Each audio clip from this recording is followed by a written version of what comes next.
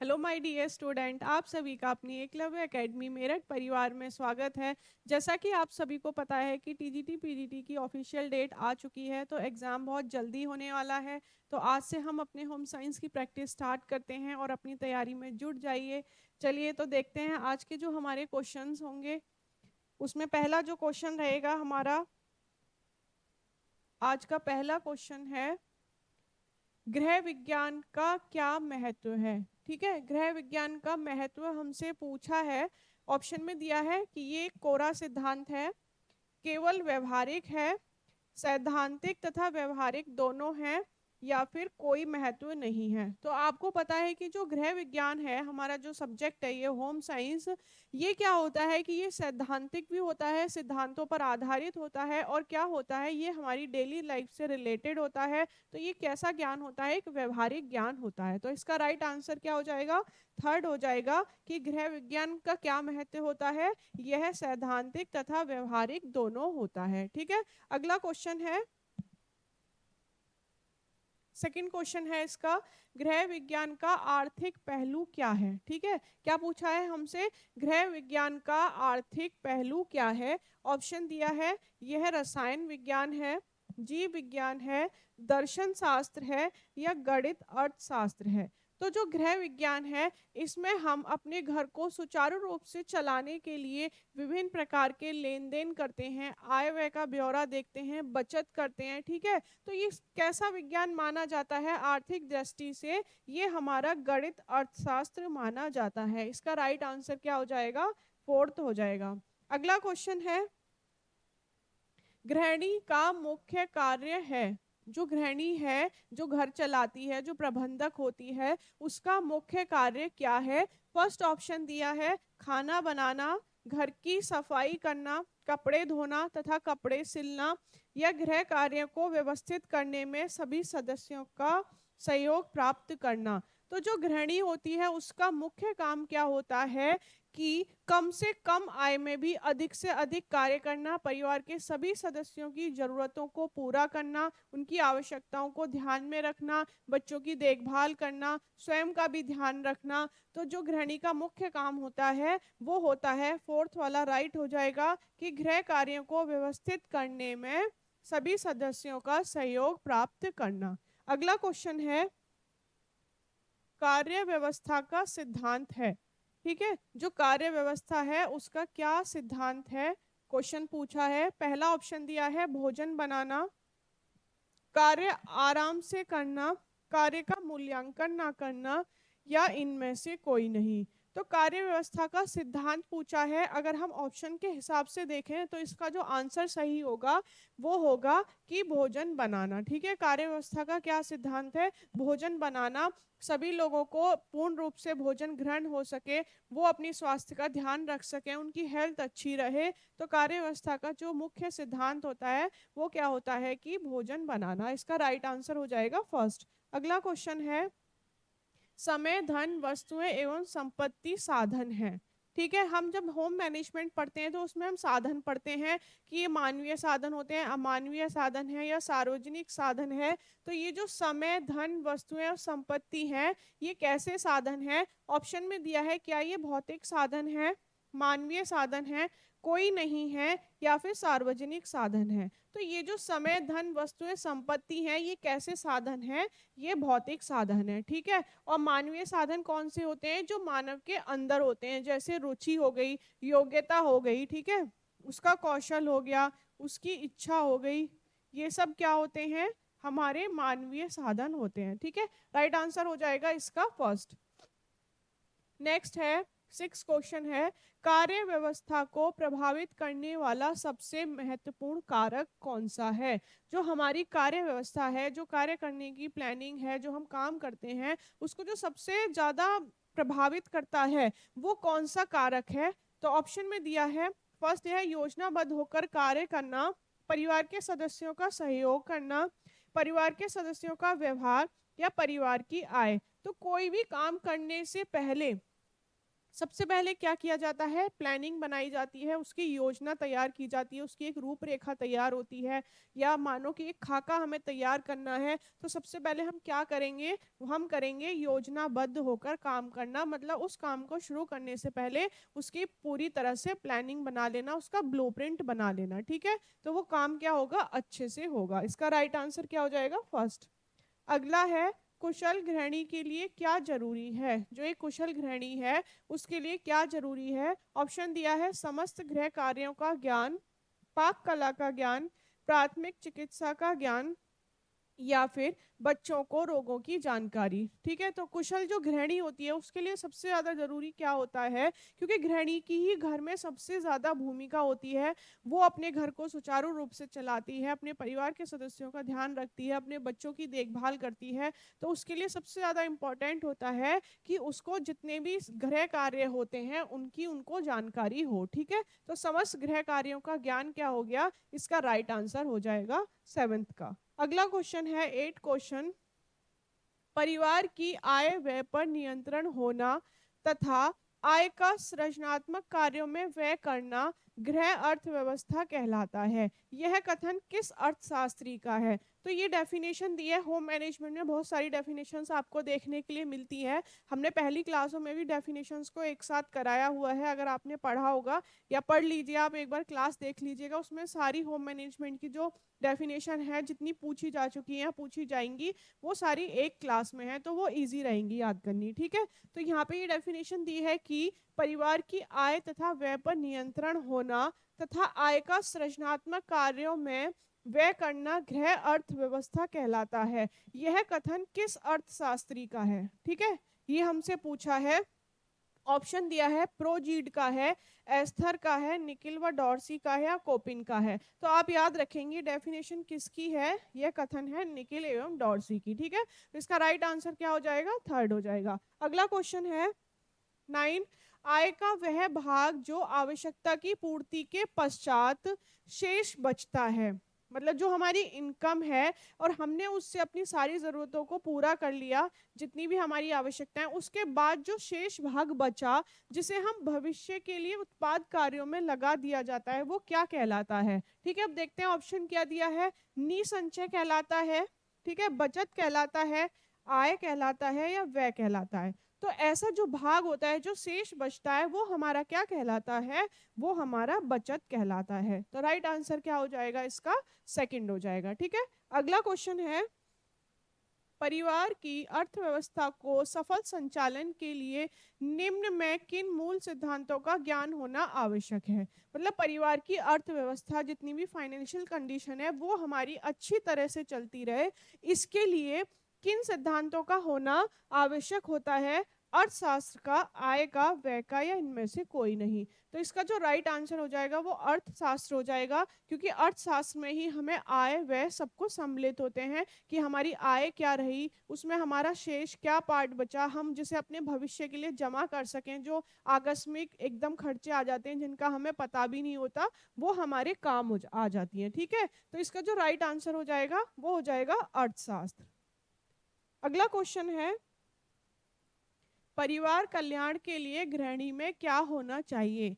कि जो परिवार है वो सुचारू रूप से चले, जीवन यापन अच्छे से चले, या परिवार का कल्याण हो, उसके लिए गृहिणी के अंदर क्या गुण होना चाहिए। ठीक है, ऑप्शन दिया है, सुंदरता होनी चाहिए, मितव्ययता होनी चाहिए, सूझबूझ, या नम्रता।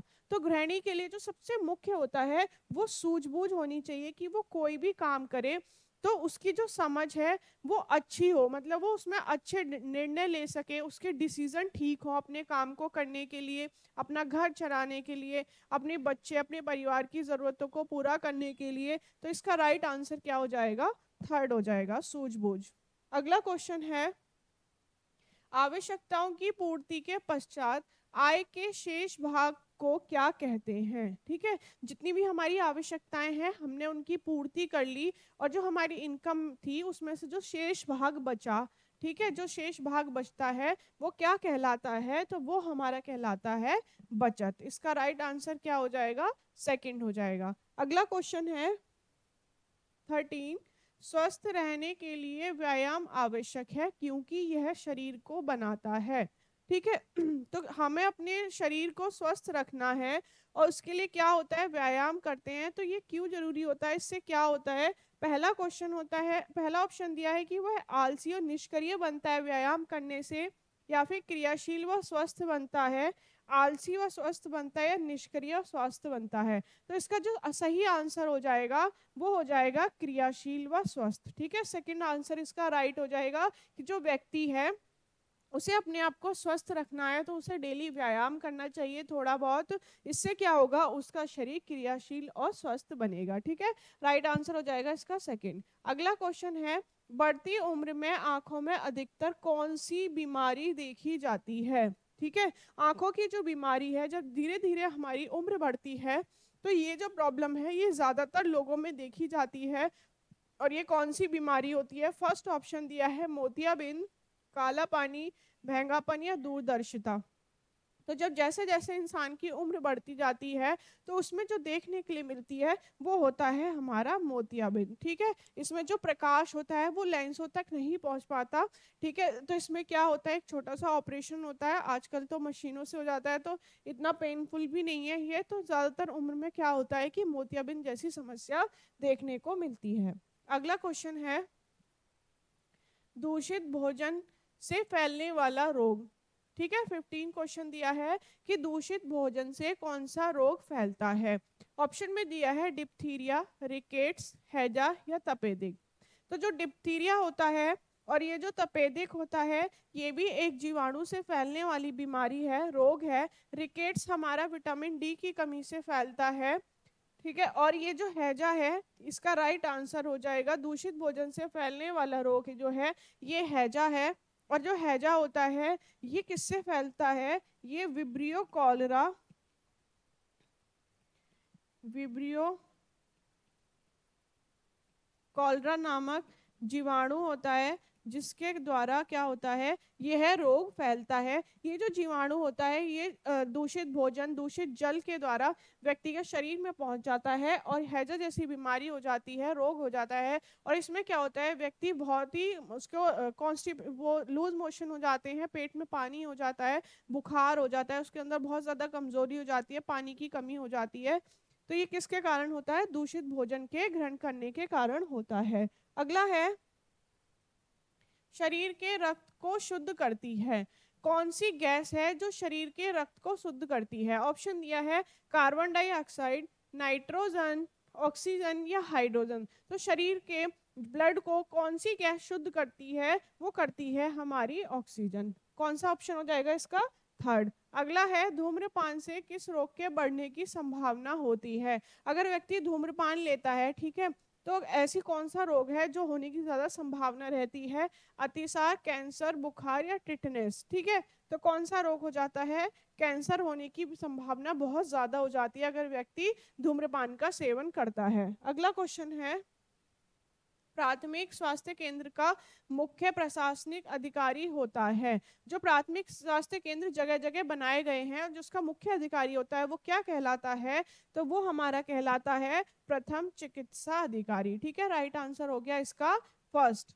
अगला क्वेश्चन है, 19 क्वेश्चन है, विश्व स्वास्थ्य संगठन प्रबंध करता है। WHO जो है, वर्ल्ड हेल्थ ऑर्गेनाइजेशन, ये प्रबंध करता है, किसका करता है। ऑप्शन दिया है विश्व जन स्वास्थ्य की रक्षा, प्रशिक्षण का, निरोग व्यक्तियों का, माता एवं शिशुओं का। ठीक है, तो जो WHO है वो किसका करता है, जन स्वास्थ्य की सेवा की रक्षा करता है। ठीक है, इसकी स्थापना जो हुई थी वो हमारी हुई थी इसकी स्थापना हमारी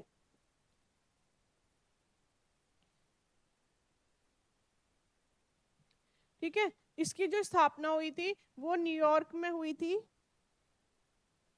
इसकी स्थापना न्यूयॉर्क में हुई थी। ठीक है, और इसका जो मुख्यालय है, इसका जो मुख्यालय है वो जेनेवा में है। अब WHO का मुख्यालय जिनेवा में है और जिसकी स्थापना है वो न्यूयॉर्क में हुई थी। और WHO जो प्रबंध करता है वो जन स्वास्थ्य की रक्षा का करता है। अगला क्वेश्चन है 20, भारतीय परिवार नियोजन संस्था का गठन हुआ था। तो कब हुआ था? भारतीय परिवार नियोजन संस्था का जो गठन हुआ था वो हुआ था हमारा 1951 में। ठीक है, इसका राइट आंसर हो जाएगा 1951 में भारतीय परिवार नियोजन संस्था का गठन हुआ था। अगला क्वेश्चन है, भारतीय रेड क्रॉस सोसाइटी की शाखा होती है कहाँ कहाँ होती है? ऑप्शन में दिया है नगर में, गांव में, कस्बे में या जिले में। तो प्रत्येक कस्बे में भारतीय रेड क्रॉस सोसाइटी की शाखा होती है और इसकी स्थापना हुई थी 1920 में। ठीक है, और ये कब सहायता प्रदान करती है? जब महामारी फैलती है, युद्ध के समय में लोगों को जो संकट आता है, तब ये सोसाइटी है, जो संस्था है भारतीय रेड क्रॉस सोसाइटी, उस समय सहायता प्रदान करती है। अगला क्वेश्चन है, राष्ट्रीय परिवार कल्याण केंद्र पर निम्नलिखित कार्य होते हैं। ठीक है, जो राष्ट्रीय परिवार कल्याण जो बनाए गए हैं, जगह जगह जो संस्थाएं खोली गई हैं, इन पर मुख्य रूप से क्या काम होते हैं? पहला ऑप्शन दिया है परिवार नियोजन होता है, प्रसव के समय महिलाओं की देखभाल होती है, माता एवं शिशुओं की देखभाल होती है, उपयुक्त सभी होते हैं। तो ये जो राष्ट्रीय परिवार कल्याण केंद्र होते हैं, इन पर क्या होता है? मुख्य रूप से जो होता है वो तो प्रसव के समय महिलाओं की देखभाल होती है, जो इसका राइट आंसर दिया है। लेकिन अगर देखा जाए तो यहाँ पे परिवार नियोजन, प्रसव के समय महिलाओं की देखभाल और माता तथा शिशुओं दोनों की देखभाल होती है। ठीक है, तो इसका राइट ऑप्शन यहाँ पे हो जाएगा सेकंड। अगला क्वेश्चन है, वायु में कार्बन डाइऑक्साइड कितने प्रतिशत होता है? बहुत ही इजी क्वेश्चन है, हर आपको सब्जेक्ट में देखने के लिए मिल जाएगा। तो कितना होता है कार्बन डाइऑक्साइड का प्रतिशत? 0.03 होता है। ठीक है, अगर ऑक्सीजन का पूछें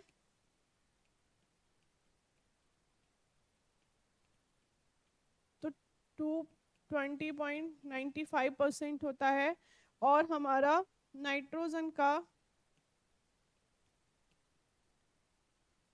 78% होता है। ठीक है, कार्बन डाइऑक्साइड का हो गया 0.03, ऑक्सीजन का हो गया 20.95% और नाइट्रोजन का हो गया 78%। अगला क्वेश्चन है, मनुष्य सामान्यतः 1 मिनट में कितनी बार सांस लेता है?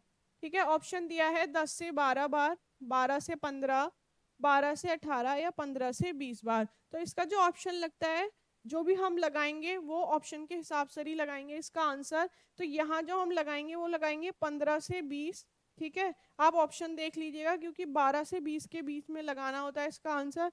तो जो भी हमें ऑप्शन देंगे उसके अकॉर्डिंग लगाएंगे। तो यहाँ 15 से 20 लगा देंगे, 12 से 20 होता तो लगा देते, 15 से 18 भी कई बार होता है। अगर ऑप्शन नहीं होता तो हम उसके हिसाब से देख लेते हैं कि हमारा आंसर सही क्या जाएगा। यहाँ जो इसका आंसर है वो है फोर्थ। अगला है, प्रजनन शक्ति में कमी विटामिन के अभाव में होती है। ठीक है, प्रजनन शक्ति में कमी किस विटामिन के अभाव से होती है? तो विटामिन ए दिया है, इसमें विटामिन डी दिया है, ई दिया है और के दिया है। तो प्रजनन शक्ति की बात करें तो विटामिन ई की कमी से होती है। ठीक है, ए की कमी से रतौंधी हो जाता है, विटामिन डी के कमी से बच्चों में सूखा रोग देखने को मिलता है, ई की कमी से प्रजनन शक्ति कम होती है और के की कमी से रक्त का थक्का नहीं जम पाता।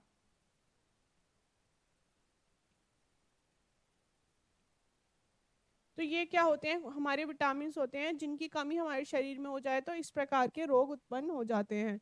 अगला क्वेश्चन है, विटामिन ए अधिक मात्रा में पाया जाता है, तो क्या किस में पाया जाता है? पालक में, कद्दू में, मूली में या इनमें से किसी में नहीं। तो जो विटामिन ए होता है ये ज्यादातर पीली चीजों में पाया जाता है, जैसे कद्दू हो गया, ठीक है, और गाजर हो गई, पपीता हो गई। तो इन सभी में क्या पाया जाता है? मुख्य रूप से विटामिन ए पाया जाता है। अगला क्वेश्चन है, विटामिन डी की कमी से कौन सा रोग होता है? विटामिन डी की कमी से कौन सा रोग होता है? तो सूखा रोग होता है। ठीक है, रतौंधी जो होता है ये विटामिन ए की कमी से होता है, विटामिन बी की कमी से बेरी बेरी होता है, और एनीमिया विटामिन B12 की कमी से होता है। ठीक है, विटामिन डी पूछा तो सूखा रोग, रतौंधी पूछे तो विटामिन ए की कमी से बेरी बेरी विटामिन बी, और एनीमिया पूछे तो B12 की कमी से एनीमिया होता है। अगला क्वेश्चन है, पेप्सिन नामक एंजाइम पाया जाता है, किसमें पाया जाता है? पित्त रस में, जठर रस में, लार में या अग्नाशय में? तो जो ये पेप्सिन होता है ये हमारा जठर रस में पाया जाता है। ठीक है, जठर रस में पेप्सिन के अलावा रेनिन भी पाया जाता है और इनका मुख्य काम क्या होता है, प्रोटीन का पाचन करना। जो हम अपने आहार में प्रोटीन ग्रहण करते हैं उसे पेप्टोन में तोड़ना। ठीक है, तो मुख्य जो इसका काम होता है वो प्रोटीन के ऊपर होता है और ये कहाँ पाया जाता है, ये हमारे जठर रस में पाया जाता है।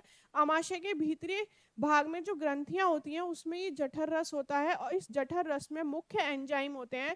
दो होते हैं, कौन से होते हैं, पेप्सिन होता है और रेनिन होता है, जो मुख्य रूप से प्रोटीन पर क्रिया करते हैं। अगला क्वेश्चन है, स्टार्च को शर्करा में बदलने वाले किण्वन या एंजाइम का नाम क्या है। ठीक है, जो स्टार्च को शर्करा में बदलने वाला जो एंजाइम है वो हमारा होता है टाइलिन होता है और ये कहाँ पाया जाता है, हमारे लार में पाया जाता है। अगला क्वेश्चन है, जठर रस किसे पचाता है, केवल वसा को, वसा या प्रोटीन दोनों को, केवल प्रोटीन को, या इनमें से कोई नहीं। तो ये जो जठर रस होता है ये हमारे आमाशय में पाया जाता है। ठीक है, ये क्या काम करता है, क्योंकि जठर रस में दो एंजाइम होते हैं, एक पेप्सिन होता है एक रेनिन होता है। ठीक है, और ये किस पे क्रिया करते हैं, ये केवल प्रोटीन पे करते हैं। तो इसका राइट आंसर क्या हो जाएगा, थर्ड हो जाएगा। अगला क्वेश्चन है, यकृत अतिरिक्त शर्करा को किस वस्तु में बदल देता है। ठीक है, फर्स्ट ऑप्शन दिया है मर्द, सेलुलोज, एंजाइम या ग्लाइकोजन। तो यकृत जो होता है ये हमारे शरीर की सबसे बड़ी ग्रंथि होती है। ठीक है, और इसका काम क्या होता है, पित्तरस बनाना।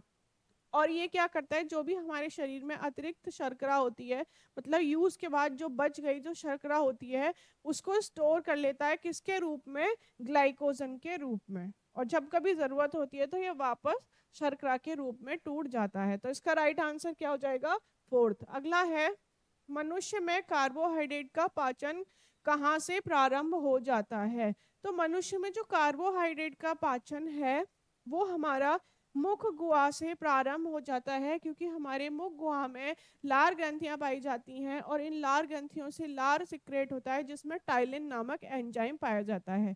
अब ये जो टाइलिन होता है वो क्या करता है, कार्बोहाइड्रेट के साथ रासायनिक क्रिया करता है जिसके द्वारा क्या होता है, कार्बोहाइड्रेट का पाचन स्टार्ट हो जाता है। ठीक है, तो इसका राइट आंसर क्या हो गया, मुख गुहा। अगला क्वेश्चन है, ग्रसनी के बाद भोजन जाता है, ग्रसनी के बाद भोजन कहाँ जाता है, तो ये हमारा जाता है आमाशय में। इसका राइट आंसर क्या हो जाएगा, फर्स्ट हो जाएगा। अगला क्वेश्चन है, यकृत का मुख्य कार्य होता है, यकृत हमारे शरीर की सबसे बड़ी ग्रंथि होती है और इसका जो मुख्य काम होता है वो होता है हमारा पित्तरस बनाना।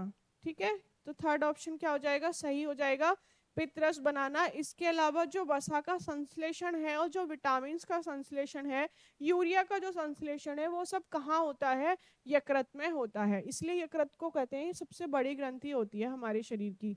35 क्वेश्चन है, आकस्मिक घटना के समय प्राथमिक चिकित्सा दी जाती है।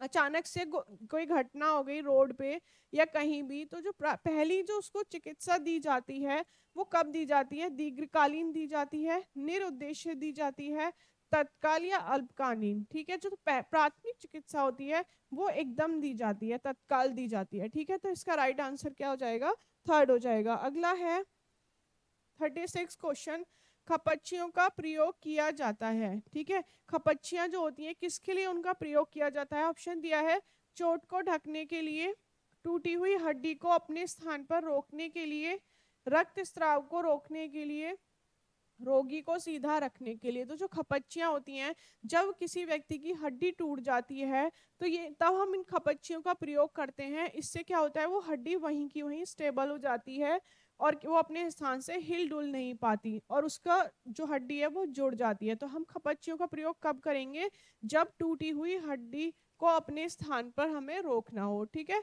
तो राइट आंसर क्या हो जाएगा, इसका सेकंड हो जाएगा। अगला है, प्राथमिक चिकित्सक में निम्न गुण होने चाहिए। जो व्यक्ति है एकदम उसने प्राथमिक चिकित्सा दी है किसी दुर्घटना होने पर, तो उसमें जो गुण है उसकी क्या क्वालिटी होनी चाहिए। पहला दिया है उत्तम स्वास्थ्य और दृढ़ हृदय होना चाहिए। सेकंड दिया है निर्णय ना ले पाने वाला, तो ये तो नेगेटिव है, ये तो होगा नहीं। धैर्यहीन होना चाहिए, इनमें से कोई नहीं। तो जो प्राथमिक चिकित्सक है उसको क्या होना चाहिए, उत्तम स्वास्थ्य होना चाहिए, उसका हृदय जो है दृढ़ होना चाहिए कि वो खुद ना घबरा जाए एकदम दुर्घटना देखकर। राइट ऑप्शन क्या हो गया इसका, फर्स्ट। अगला है 38 क्वेश्चन, नाक से रक्तस्राव होने पर क्या करना चाहिए। पहला ऑप्शन दिया है घायल को उल्टा लिटा देना चाहिए। सेकंड ऑप्शन है कुर्सी पर बैठाकर सर के पीछे की ओर झुका देना चाहिए, पीली मिट्टी सुंघा देनी चाहिए, या फिर जूता सुंघाना चाहिए। तो अगर किसी व्यक्ति के नाक से स्राव हो रहा है या चोट लग गई है या गर्मी के कारण हो रहा है तो सबसे पहले हमें क्या करना है, उसे कुर्सी पर बिठाकर उसका सर पीछे की तरफ झुकाना चाहिए, ठीक है, जिससे क्या होगा, रक्त का स्राव बंद हो जाएगा। अगला क्वेश्चन है धमनी से रक्त स्राव की पहचान होती है। जो धमनी है, हमारे हृदय में धमनी और शिराएं होती है हमारे शरीर में, तो जो धमनी में जो रक्त प्रवाह होता है कैसा होता है, शुद्ध होता है या अशुद्ध होता है। ऑप्शन में दिया है कि धमनी में शुद्ध लाल रंग का चमकीला रुधिर होता है, काला मटमैला रुधिर होता है, हल्का नीला होता है, उपयुक्त में से कोई नहीं होता। तो जो हमारी धमनी होती है आप याद रखेंगे, इनमें जो होता है वो शुद्ध लाल रंग होता है रुधिर का, और जो कैसा होता है, चमकीला होता है। तो राइट ऑप्शन क्या हो जाएगा इसका, फर्स्ट हो जाएगा। अगला है 40 क्वेश्चन, किसी व्यक्ति के कपड़ों में आग लग जाने पर सर्वप्रथम क्या करोगे। कोई व्यक्ति है उसकी दुर्घटना हो गई, वो आग में फंस गया या आग लग गई, तो सबसे पहले जो प्राथमिक चिकित्सा उसे दी जाएगी उसमें क्या करना होगा। ऑप्शन में दिया है व्यक्ति के ऊपर पानी डाल देंगे। सेकंड ऑप्शन दिया है व्यक्ति को कंबल में पूरी तरह लपेट देंगे, बालू फेंकेंगे, कपड़ों को उतार देंगे। तो जो प्रथम चिकित्सा दी जाएगी उसको क्या करेंगे, व्यक्ति को कंबल में पूरी तरह लपेट देंगे, जिससे कि जो आग की लपटें हैं वो कम हो जाए और व्यक्ति को दुर्घटनाग्रस्त होने से बचाया जा सके। अगला क्वेश्चन है सबसे खतरनाक विष कौन सा होता है। ऑप्शन दिया है नींद लाने वाली दवा, ठीक है, जलाने वाला अम्ल, आहार नाल में जलन पैदा करने वाला विष। अगला ऑप्शन है मस्तिष्क तथा तंत्रिकाओं पर प्रभाव डालने वाला विष। तो जो सबसे खतरनाक विष होता है वो होता है हमारा मस्तिष्क तथा तंत्रिकाओं का प्रभाव डालने वाला, जैसे ये अफीम होता है, ठीक है, दतूरा और तूतिया, ये सब ऐसे विष होते हैं जो व्यक्ति के मस्तिष्क तथा तंत्रिकाओं को सुन्न कर देते हैं। व्यक्ति के सोचने समझने की जो शक्ति है वो कुछ टाइम के लिए छीण हो जाती है। तो ये कैसे विष होते हैं, ये हमारे थोड़े खतरनाक होते हैं क्योंकि ये सीधा जो इनका प्रभाव होता है वो हमारे मस्तिष्क तथा तंत्रिकाओं पर पड़ता है। अगला क्वेश्चन है 42, टॉन्सिल्स होने पर उपयोगी होता है। कुछ ऐसी बीमारियां हैं कि हम घर पर ही उनका उपचार कर लेते हैं, जैसे टॉन्सिल्स हो गया, तो इसके लिए क्या उपयोगी होगा। फर्स्ट ऑप्शन दिया है नमक के गरारे करना, चीनी खाना, लौंग चूसना या इसबगोल का घोल कर पीना। तो टॉन्सिल होने पर हमें क्या करना है, नमक के गरारे करने हैं, ठीक है। इससे क्या होगा, जो हमारी ग्रंथियां हैं उनकी सूजन कम होगी और जो हमारे टॉन्सिल्स हैं वो ठीक हो जाएंगे। अगला क्वेश्चन है दांत के दर्द में इसको लगाने से आराम मिलता है। पहला ऑप्शन दिया है लौंग का तेल लगाने से, तिल का तेल लगाने से, मूंगफली का तेल लगाने से, या तीनों से। तो जब दांत के दर्द की बात करें तो किसका तेल लगाया जाता है, लौंग का तेल लगाया जाता है। फर्स्ट ऑप्शन क्या हो जाएगा इसका, सही हो जाएगा। अगला क्वेश्चन है विष खाने वाले व्यक्ति की पहली पहचान। अगर किसी व्यक्ति ने विष खा लिया है तो हम उसकी पहली पहचान कैसे करेंगे। फर्स्ट ऑप्शन दिया है पुतलियों का सिकुड़ जाना या फैल जाना, व्यक्ति को नींद आना, बुखार होना, या व्यक्ति का चिल्लाना, ठीक है। अगर कोई व्यक्ति है उसने विष खा लिया है तो क्या होगा, उसके शरीर पे जो प्रभाव पड़ेगा कि उसकी पुतलियां जो हैं वो सिकुड़ जाएंगी या फैलेंगी, ठीक है। तो हम पहचान करेंगे व्यक्ति ने क्या कर लिया, विष ग्रहण कर लिया। इसका राइट ऑप्शन क्या हो जाएगा, फर्स्ट हो जाएगा। अगला क्वेश्चन है कृमि होने पर देते हैं। कृमि मतलब जो कीड़े होते हैं, अगर वो हो जाए, बच्चों बच्चों के पेट में देखा जाता है कीड़े हो जाते हैं, तो हम क्या देते हैं, हम देते हैं उनको धतूरे के बीज। राइट ऑप्शन क्या हो जाएगा, फोर्थ हो जाएगा, कि अगर कृमि हो गए हैं तो हम क्या करेंगे, उपचार के लिए धतूरे के बीज देंगे। अगला क्वेश्चन है 46, पट्टी बांधने में रीफ गांठ का प्रयोग किया जाता है क्योंकि ऑप्शन दिया है यह ढीली रहती है, सेकंड है इसे आसानी से खोला नहीं जा सकता, यह सुंदर दिखाई देती है, यह चुभती नहीं है, इसे आसानी से खोला जाता है। तो ये जो हमारी गांठें होती हैं ये दो प्रकार की होती हैं, एक रीफ होती है और एक ग्रेनी गांठ होती है। ठीक है, सॉरी, ये जो रीफ गांठ होती है ये चपटी गांठ होती है। ठीक है, इसे खोलना आसान होता है, ये व्यक्ति को चुभती नहीं है, इसलिए ज्यादातर क्या होता है रीफ गांठ का प्रयोग किया जाता है। तो इसका जो ऑप्शन हो जाएगा वो हो जाएगा फोर्थ, यह चुभती नहीं है, इसे आसानी से खोला जा सकता है। अगला क्वेश्चन है सूखी पट्टी की जाती है। सूखी पट्टी हम कब करते हैं?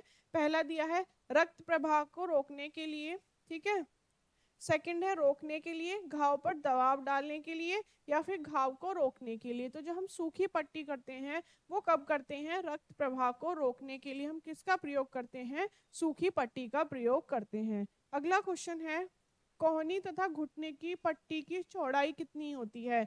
तो कितनी होती है? ये 7 सेंटीमीटर होती है। जब हम कोहनी या घुटने की पट्टी की चौड़ाई की बात करें तो वो कितनी रहेगी? 7 सेंटीमीटर रहती है। अगला क्वेश्चन है 49 बाह्य रक्तस्राव को रोकने के लिए प्रयोग की जाती है। जो बाह्य रक्तस्राव हो रहा है, कोई चोट लग गई, कोई जख्म हो गया, तो हम कैसी पट्टी का प्रयोग करेंगे? नुकीली पट्टी, लंबी पट्टी, गर्म सेक वाली पट्टी, या इनमें से कोई भी नहीं। तो बाह्य रक्तस्राव को रोकने के लिए हम लंबी पट्टी का यूज करते हैं। राइट ऑप्शन क्या हो जाएगा इसका? सेकंड हो जाएगा। अगला है सिर पर लंबी पट्टी बांधने के लिए कितनी पट्टियों की आवश्यकता पड़ती है? तो जब हम सर की पट्टी की बात करें तो कितनी पट्टियां लगती हैं? उसमें 2 पट्टियां लगती हैं। राइट ऑप्शन क्या हो जाएगा इसका? सेकंड हो जाएगा। अगला क्वेश्चन है परिचारिका को ज्ञान होना चाहिए। ठीक है, जो परिचारिका है उसको ज्ञान होना चाहिए, कोमल होनी चाहिए, सेकंड दिया है कोमल तथा हंसमुख होनी चाहिए, कठोर होनी चाहिए, उपयुक्त में से कोई नहीं। तो जो परिचारिका है उसको कोमल और हंसमुख दोनों होना चाहिए। तो राइट ऑप्शन क्या हो गया इसका? सेकंड। अगला क्वेश्चन है 52 गृह परिचारिका के कार्य हैं।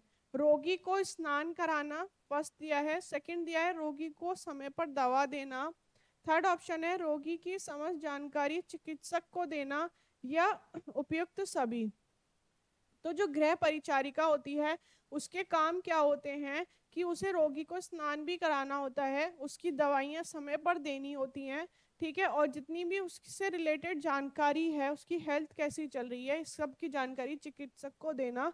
तो राइट ऑप्शन क्या हो जाएगा इसका? फोर्थ हो जाएगा। अगला क्वेश्चन है परिचारिका को रोगी के अतिरिक्त किसका सर्वाधिक ख्याल रखना चाहिए? ठीक है, फर्स्ट दिया है डॉक्टर का, गृहिणी का, अपने स्वास्थ्य का, या किसी का भी नहीं।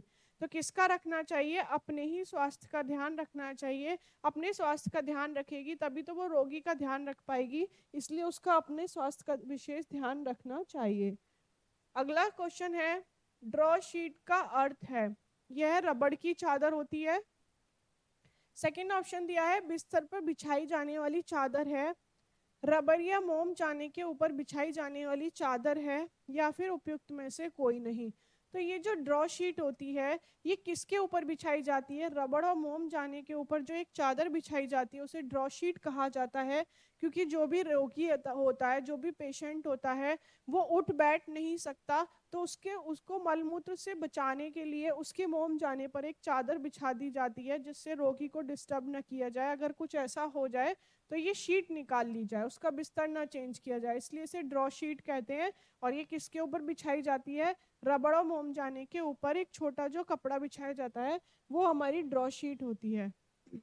अगला क्वेश्चन है संक्रामक रोग से ग्रस्त व्यक्ति को कहाँ रखेंगे आप? ठीक है, फर्स्ट ऑप्शन दिया है अलग कमरे में, बच्चों के कमरे में, मैदान में, या बरामदे में। तो कहाँ रखेंगे? अलग कमरे में रखेंगे। फर्स्ट ऑप्शन क्या हो जाएगा इसका? सही हो जाएगा। अगला क्वेश्चन है रोगी का कमरा घर के अन्य कमरों से दूर होना चाहिए ताकि रोगी को पूर्ण आराम व शांति मिलती रहे। सेकेंड ऑप्शन दिया है परिवार के अन्य सदस्यों का संक्रामक रोग से बचाव हो सके, इनमें से कोई नहीं, या लोग एक दूसरे को छू सकें।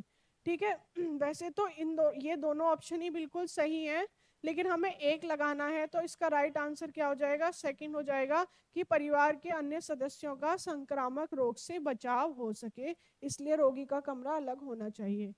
नेक्स्ट क्वेश्चन है, ब्रेड ब्रेड क्रैडल का प्रयोग किया जाता है, किस लिए किया जाता है? फर्स्ट ऑप्शन दिया है ऑपरेशन वाले रोगी के बिस्तर के लिए, हड्डी की टूट या जले हुए रोगी के बिस्तर के लिए, सामान्य रोगी के बिस्तर के लिए, शया घाव के लिए। तो जो ब्रेड कैडल होता है वो मेनली तो जली हुई जो रोगी होता है उसके लिए प्रयोग करते हैं, जिससे वो चादर वगैरह उससे रगड़े ना, टच ना हो, उसकी स्किन ना छिल जाए। तो ब्रेड के जो उसका बेड होता है उसके ऊपर एक फ्रेम लगा होता है, ये क्रेडल की तरह काम करता है, उसके ऊपर चादर बिछी हुई रहती है। तो ब्रेड कैडल का जो प्रयोग है वो हड्डी की टूट व जले हुए रोगी के बिस्तर के लिए प्रयोग होता है। अगला क्वेश्चन है, शया घाव में किसका प्रयोग किया जाता है? ठीक है, शया घाव में किसका प्रयोग किया जाता है? गर्म पानी की थैली का, मोटी चादर का, रिंग कुशन का, या बर्फ की थैली का? तो जब शया घाव होता है, इस व्यक्ति को बिस्तर से उसका घाव मतलब छिल ना जाए, बहुत लंबे समय से वो बिस्तर पे लेटा हुआ है, उसकी बॉडी बिस्तर पे लगने ना लगे, इसके लिए क्या करते हैं? हम रिंग कुशन का यूज करते हैं। ठीक है, तो शया घाव में किसका प्रयोग किया जाता है? रिंग कुशन का प्रयोग किया जाता है। अगला क्वेश्चन है 59, पैर की हड्डी टूटने पर प्रयोग किया जाता है, पैर की हड्डी टूटने पर प्रयोग किया जाता है। फर्स्ट ऑप्शन दिया है बेड व क्रेडल, तो इसका प्रयोग मेनली जब व्यक्ति की बॉडी जल गई हो तब किया जाता है। ठीक है, फ्रैक्चर बोर्ड या उपयुक्त दोनों। तो जब पैर की हड्डी टूट गई हो तो हम किसका प्रयोग करेंगे? फ्रैक्चर बोर्ड का प्रयोग करते हैं। नेक्स्ट क्वेश्चन है 60, बजट का मुख्य उद्देश्य है आय व्यय का अनुमान लगाना। सेकंड ऑप्शन दिया है व्यय का अधिक करने की व्यवस्था, कीमती वस्तुएं खरीदने का उपाय, या फिर इनमें से कोई नहीं।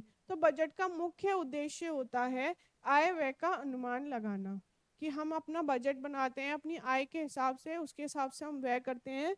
उससे क्या होता है, हमारी बचत भी होती है और हमारा जो बजट होता है वो अच्छा बनता है। तो ये आज का हमारा लास्ट क्वेश्चन है। कल और कुछ महत्वपूर्ण क्वेश्चंस देखते हैं। आप हमारे साथ प्रैक्टिस करते रहिए। ठीक है, एग्जाम बहुत जल्दी होने वाला है, आप किसी भी तरह की लापरवाही मत कीजिए। तो डेली जुड़े रहिए और प्रैक्टिस करते रहिए। Thank you.